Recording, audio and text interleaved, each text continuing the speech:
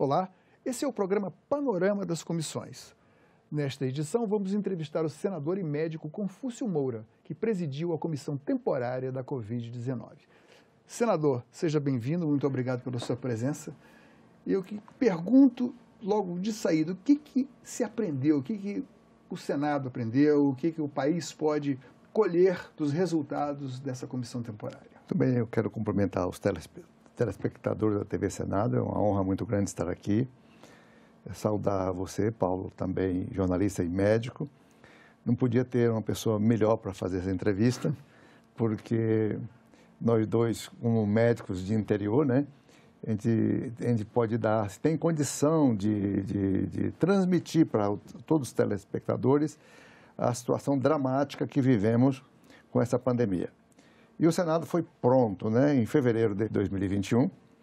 O senador Eduardo Braga do Amazonas, fez um requerimento propondo ao plenário a criação de uma comissão temporária de enfrentamento ao Covid. Foi dia 3, quando foi dia 25 foi votado, e dia 3 de março nós iniciamos os trabalhos e veio concluir no mês de dezembro. Foi muito importante. Nesse relatório, quais são os pontos principais no relatório que foi aprovado? Justamente foi o trabalho de acompanhamento em 45 audiências públicas, com as mais variadas personalidades do mundo da saúde, econômico, não é? Da estatística, do emprego, geração de emprego e renda e do crédito. Então, nós trabalhamos intensamente todos os aspectos que interessavam a vida do brasileiro, em particular, como também a vida do mundo. Mas nós, como a nossa comissão é estritamente brasileira, nós preocupamos com o desemprego, preocupamos com toda a situação, a questão da vacinação, que para nós a mortalidade assustadora, e aí nós fomos acompanhando as etapas. Então, esse trabalho foi importante, além do elemento de pressão. Esse foi talvez o mais importante, foi a comissão como elemento de pressão em trazer essas personalidades que estavam distantes para a tela da televisão, da audiência pública, e expô-lo assim as indagações dos senadores e também de todos os telespectadores através do E-Cidadania. Extremamente importante. Nessa interlocução técnica, onde vocês procuraram investigar e informar e incentivar e provocar mesmo as autoridades públicas para intervir onde era mais necessário, qual foi o setor em que a comissão marcou presença mais atuante? Foi a vacina. A vacina, desde o começo, nós, por exemplo, no mês de fevereiro, março, nós estávamos começando, engateando com a vacinação no Brasil. Que praticamente as primeiras encomendas de vacinas começaram em janeiro de 2021. Através de muita pressão. Muita pressão. Aí vai, não passou o mês do ano 2020, não se fazia encomenda de vacina. Quando o Brasil foi despertar através da pressão popular, da pressão congressual, aí sim o Ministério da Saúde, o governo federal, iniciou a mobilização por recursos para adquirir vacina, mas já não tinha mais vacina na praça. Não tinha mais vacina no mundo. Os Estados Unidos foram lá e compraram tudo. A Inglaterra comprou tudo. Os países ricos compraram tudo. Aí ficamos aquelas frações. Vai 5 milhões, vai 1 milhão de doses. E ficou aquela coisa. E quando começamos no mês de março, era 1%. Nossos indicadores de vacinação é muito baixo. Foi muito lento, inclusive por um outro fator. Muito lento. Faltava aquele ingrediente farmacêutico ativo, tal do IFA. Então, tínhamos o componente, mas não tinha aquele, digamos assim, falando de uma forma mais coloquial, não tinha aquele líquido que diluía, né? E a comissão parece que resultou num projeto muito interessante nesse sentido. Exatamente, com esse trabalho de pressão, de grito, de alerta, de uma pressão mesmo nossa e de fora, das ruas, dos pesquisadores, dos médicos brasileiros, dos cientistas brasileiros, todos alertando para a necessidade da vacinação. Foi um grito, né? Certo é que aí mobilizou o governo, forçou o governo a tomar decisão, forçou o Ministério da Economia a arrumar recursos, mobilizou o Congresso para votar rápido, para votar muito rápido, todas essas alocações de recursos extra-orçamentários, né, que já vinha rodando de 2020 para 2021, e certo é que foram gastos só com vacina mais de 200 bilhões de reais. É muito dinheiro só com vacina. E a vacina especulativa, tendo poucos laboratórios e muita demanda, o preço subiu demais. E com isso, foi comprando, começamos com a Butantan, e depois foi entrando a Pfizer, depois as outras, né, a inglesa, a AstraZeneca, e assim foram. Trabalhando, né? Mas certo é que esse bendito e bem-aventurado Programa Nacional de Imunização Brasileira, graças a Deus, ele funciona mesmo. Aí, o que chegava, eles distribuíam com uma rapidez incrível, uma capilaridade, e levava a vacina lá para as terras indígenas, para as aldeias, para as comunidades ribeirinhas, por rio, por terra, por ar, e certo é que a coisa andou. Até o mês de julho, a gente ficava muito assustado, estava acima de 2.000 mortes dia, né? Muito alto, a gente estava todo apavorado. Já começa, depois de agosto em diante, a gente começou a experimentar quedas. Qual a dificuldade que nós temos aqui? Eu sei que varia de região para região. Em São Paulo, eles têm um percentual muito elevado de vacinação, mas em alguns lugares do Brasil essa vacinação ainda está praticamente engatinhando. Me refiro às 2 doses ou a vacinação, a imunização completa. Tem vários fatores. Um deles é a logística. Acre, por exemplo. A distribuição do Acre tem muitas cidades e muitas comunidades distantes, como também Rondônia ou Amazonas, que são 15, 20 dias barco. Mesmo assim, o Exército ajudando com aviões, mas muitas comunidades teve maior dificuldade de acesso. Quando pega a cidade de Manaus em si, ali concentrada, é fácil, mas quando começa a distribuir para as comunidades isoladas, é mais complexo. Mas mesmo assim, chegou. E o outro fator é a resistência de alguns segmentos da população que, talvez pela má divulgação massiva da importância. Faltou um programa de comunicação, uma assim, propaganda do bem efetiva. Do bem, né? O Zé Gotinha mesmo, aquela propaganda da época da poliomielite. E certo é que teve um segmento que estava resistindo, até insuflado por alguns membros do governo, que falavam que a vacina fazia mal, que a vacina fazia isso, aquilo, outro. Foi amedrontando a população para não tomar. Mas certo é que essas pessoas resistentes à vacinação perderam parentes. Perderam parentes quando morriam da família, corria e vacinava. Mas, ao fim e ao cabo, parece que o negacionismo perdeu. Para quem perdeu, não diria que foi uma goleada de 5-0, porque isso seria o ideal. Né? Exatamente. Porque ainda tem muita gente que resiste. Isso preocupa, sobretudo, quando se pensa em vacinar as crianças de 5 a 11 anos, que é um apelo emocional muito maior. O que o senhor acha que poderia ser feito nesse caso? Nesse caso, começar uma campanha? Nova campanha, uma busca ativa mesmo, porque aí chegou ao ponto de 80%, nós temos que ir atrás desses 20% e fazer uma busca ativa e até tomada de posições políticas mais austeras, de punição, de restrição de viagem, de proibição de entrada em restaurantes. É o passaporte mesmo de ingresso, que ele vai ficar de uma maneira tal que ele vai ficar isolado. Com o surgimento dessas novas variantes aqui no Brasil, felizmente a variante Delta chegou até a ser predominante, mas ela não teve, graças à vacinação, é o que todos dizem, ela não alastrou em formas mais graves, felizmente. Mas com o surgimento de novas variantes, em países até que já estavam mais avançados, a variante Ômicron está causando vítimas, embora também não com a gravidade de outras variantes. O senhor atribui isso aqui? Foi ao término, digamos assim, do prazo de validade da proteção das vacinas? Muita coisa está ainda em fase de estudo. Mesmo a durabilidade das vacinas, a permanência de anticorpos no organismo, a gente não tem ainda detectado prazos. A gente não sabe, porque já entramos com a dose de reforço e assim vai. Mas essas variantes vão continuar acontecendo, principalmente nos países mais pobres, que não têm dinheiro para comprar vacina, e que essa ONU tem que realmente, e a Organização Mundial de Saúde, uma campanha solidária pesada dos países ricos para ajudar os pobres. Porque se não ajudar os países pobres, eles são produtores de variantes.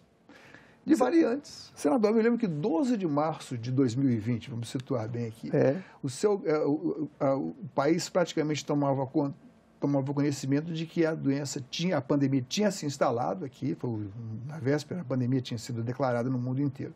Mas o seu gabinete foi o primeiro a executar as medidas de sanitização, de limpeza, tomar os cuidados todos. Eu estive lá porque eu fui filmar. É verdade. Enfim, agora eu penso assim, na sequência em que a população já está cansada, ninguém aguenta mais ficar trancado, tal, e já fica mais, relaxa um pouquinho mais o uso da máscara e tal. É difícil convencer alguém que já abandonou esse hábito a voltar a adotá-lo. Mas isso está acontecendo em vários países do mundo, a pessoa retornando, dando uma marcha ré nas decisões primeiras. Como eu cito como exemplo a Nova Zelândia, né? A Nova Zelândia, a primeira-ministra lá foi extraordinária e um caso que surja lá, ela age imediatamente. Ela fecha a região sem a menor dúvida. A própria Angela Merkel na Alemanha também tomou decisões recentes agora. Bem duras e muito contestadas. Duras. Ela é uma mulher dura mesmo, ela saiu do governo agora recente, mas ela pegou pesado. Não dá chance, sabe? Então, como a doença é nova, nós não podemos expor o risco por os abalos econômicos, não é? O desemprego, a desigualdade que aumenta, a concentração de renda, a miséria, a fome, que está realmente crescendo, principalmente os países latino-americanos, os países africanos, que já aqui no Brasil nós estávamos fora do mapa da fome, agora estamos dentro da fome de novo, isso é vergonhoso. Então, tudo isso surgiu em decorrência desse mal-estar, né, terrível que foi essa pandemia. A pandemia veio chacoalhar a vida de nós todos. Ela veio, assim, mudar, desprogramar os nossos cérebros, né, para uma nova realidade de enfrentamento. E assim nós fizemos a nossa comissão. Nossa comissão, embora ela foi a única comissão do Senado, até pouco tempo só tinha ela funcionando. E o Rodrigo Pacheco, o presidente, todo dia de sessão deliberativa, ele abria o espaço, quem abria era um membro da comissão, para dar recado para os demais. Talvez a comissão não tenha tido os mesmos holofotes que a CPI da pandemia, mas a finalidade era outra. Não era a investigação de crimes, não era a investigação de irregularidades, embora a comissão também tenha, no seu destino, investigado a questão de aplicação de execução orçamentária. Né? Nós analisamos a questão do ajuste fiscal, o desajuste fiscal. Nós demos parecer quase todos os projetos de lei que tramitaram no Senado passaram por nós, né? As iniciativas próprias da comissão, a quantidade de projetos de lei que saíram da nossa comissão. Dentre um deles que destacou muito foi do Hélio Fagundes, abrindo espaço para os laboratórios produtores de vacina para animais, dentre elas a vacina contra a fitosa, que tem uma estrutura muito parecida e poderia produzir o IFA, que é o insumo farmacêutico ativo, aqui no Brasil, que ainda não entrou em trabalho. Sem ficar na dependência da Índia, da China. Eu tenho certeza absoluta que eles estão trabalhando, estão abrindo, né, porque esses laboratórios são grandiosos e multinacionais, e eles não podem ficar fechados, porque tem um fator novo aí, que a aftosa já está, em muitos estados brasileiros, já está erradicada. Então, a produção dos laboratórios de saúde animal... Existe aquele item, né? É erradicado com vacinação, é erradicado sem vacinação. Pois é, o nosso quando começa sem vacinação, é porque senão de que não há mais necessidade da vacina. Aí vai ter que mudar a orientação. Ele vai mudar, aproveitar as bases que eles têm, as estruturas físicas, para produzir o IFA e vender aqui para a América Latina e vender para o mundo todo. O Brasil vai passar de um país consumidor de vacina para produtor de vacinas. Belo Horizonte, a Universidade de Belo Horizonte, de Ribeirão Preto, e tem várias outras, de São Paulo, várias universidades fora Ribeirão Preto, todos estão trabalhando modelos diferentes de vacinação. Senador, e o papel, o senhor nunca deixou de ser aquele médico que trabalhava lá com um povo humilde, né? Com certeza, porque isso a gente não esquece. E o papel dos médicos, né, durante essa pandemia? Médicos e profissionais de saúde, dos vacinadores também. Olha, foi extraordinário. extraordinária. Os trabalhadores de saúde hoje são a categoria, acho, mais bem avaliada pelo povo brasileiro, porque eles se expuseram, muitos morreram, foram guerreiros extraordinários.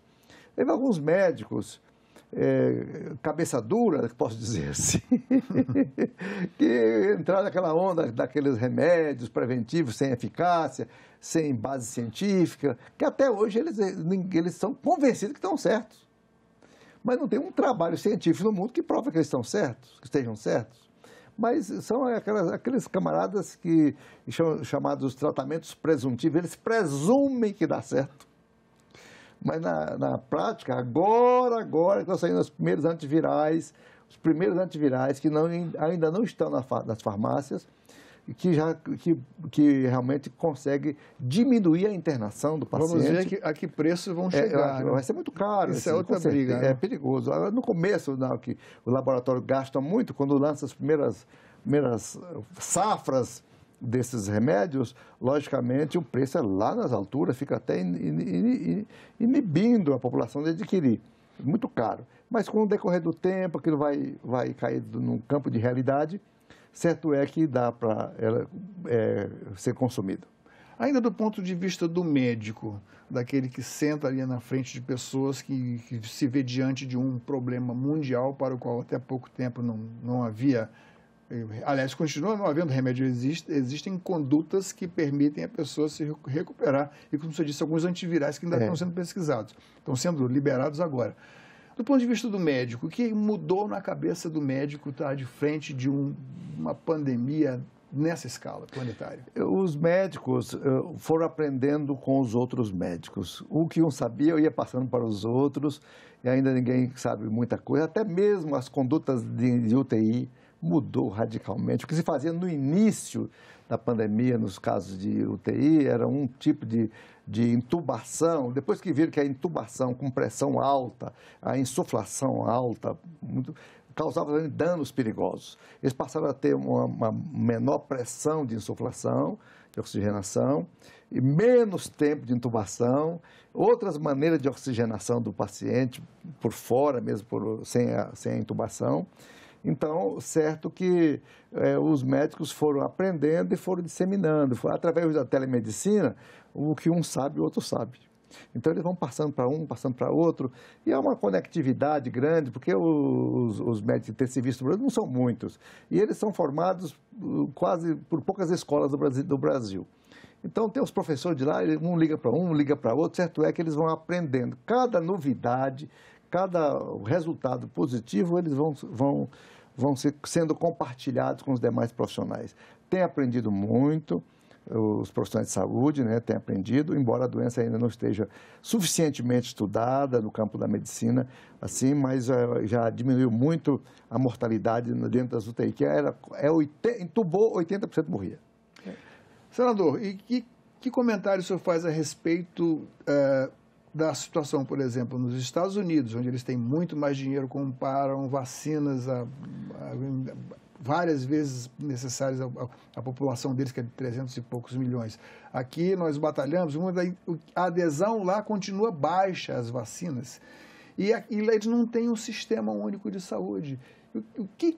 Qual foi o efeito da pandemia sobre o conceito que a população tem do SUS? O SUS cresceu muito. Salvou muita gente. O conceito de SUS, ele está hoje, assim, muito bem enraizado na mente de todo brasileiro como uma instituição séria e necessária e importante e indispensável. Então, o SUS, mesmo sabendo que o SUS é uma grande mãe, ele abre os braços para todas as doenças, desde a cirurgia de vesícula, uma hérnia, uma fratura, um trauma craniano, um tumor, um câncer. E o SUS, ele é tão abençoado que todos os procedimentos mais caros do Brasil são quase, não vou falar 100%, massivamente SUS.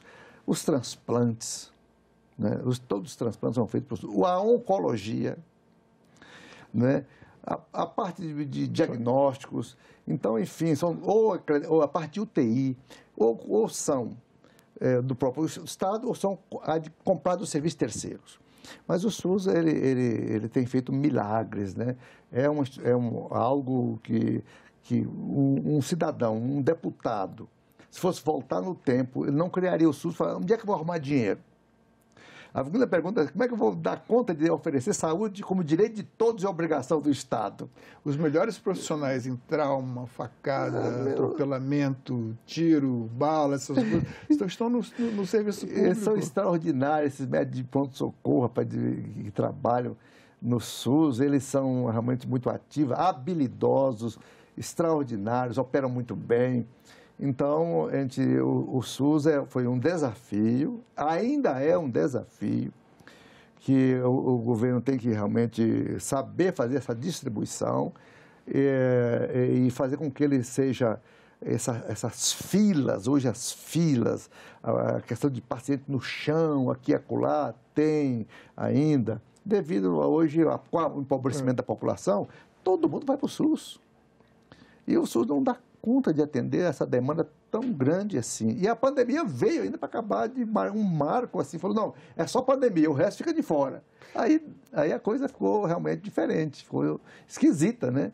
O senhor falou em pandemia e defendeu medidas mais restritivas com relação às pessoas que não completaram e que se recusam a se vacinar, como o passaporte de vacina.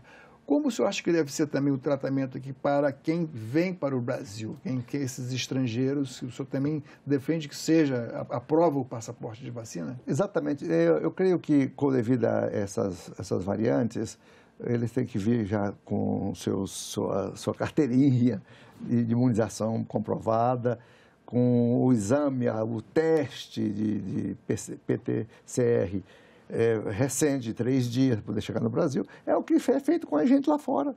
Agora que os Estados Unidos abriram as portas para o brasileiro. Antes o brasileiro não podia ir para a França, para a Inglaterra. E hoje o Brasil é muito mais seguro do que lá. Exatamente, não podia chegar na Inglaterra, todo mundo ficou isolado, o Brasil ficou assim como aquele camarada indesejável ao mundo.